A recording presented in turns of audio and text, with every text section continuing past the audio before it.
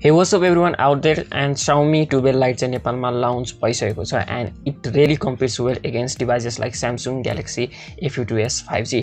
So के कस्तो छ त Xiaomi 12 Lite and 51000 को यसको प्राइस ट्यागलाई यसले कतिको जस्टिफाई गर्छ त? Let's find out in this video.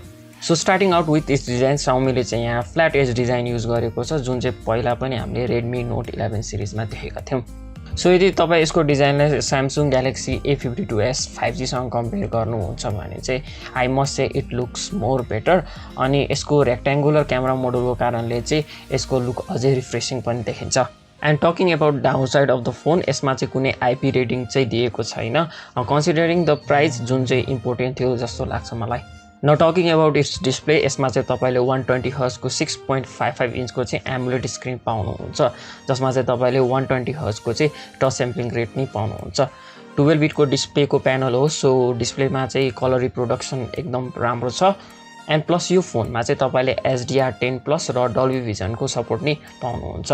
So display चाहिँ ओभरअल धेरै राम्रो हुनेवाला छ. अब परफर्मेन्स को कुरा गर्ने हो भने चाहिँ यहाँ चाहिँ तपाईले स्न्यापड्र्यागन 778G पाउनुहुन्छ जुन चाहिँ एउटा राम्रो प्रोसेसर हो र यो प्रोसेसर चाहिँ प्रिमियम मिड रेन्ज फोन्सहरुमा चाहिँ तपाईको एकदमै पपुलर छ र ओभरअल परफर्मेन्स चाहिँ तपाईले एउटा ब्यालेन्स टाइपको राम्रो परफर्मेन्स पाउन सक्नुहुन्छ. अब क्यामेराको कुरा गर्ने हो भने चाहिँ यहाँ चाहिँ तपाईले ट्रिपल क्यामेरा सेटअप देख्न पाउनुहुन्छ. सो 108 मेगापिक्सलको चाहिँ प्राइमरी क्यामेरा दिएको छ. यसमा चाहिँ स्यामसङको HM2 सेन्सर युज गरिएको छ. त्यसैगरी 8 मेगापिक्सलको चाहिँ अल्ट्रा वाइड दिएको छ यसमा र त्यसैगरी 2 मेगापिक्सलको चाहिँ म्याक्रो लेन्स दिएको छ.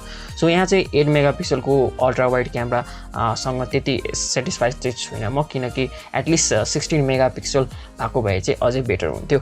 कमिङ टु फ्रन्ट क्यामेरा, यहाँ चाहिँ तपाईले 32 मेगापिक्सलको फ्रन्ट फेसिङ क्यामेरा पाउनुहुन्छ. अब अरु फिचर्सको कुरा गर्ने हो भने चाहिँ यहाँ चाहिँ तपाईले डुअल स्टेरियो स्पिकर्स पाउन सक्नुहुन्छ र जुन चाहिँ तपाईको डल्बी एटमोसको साथमा आउँछ.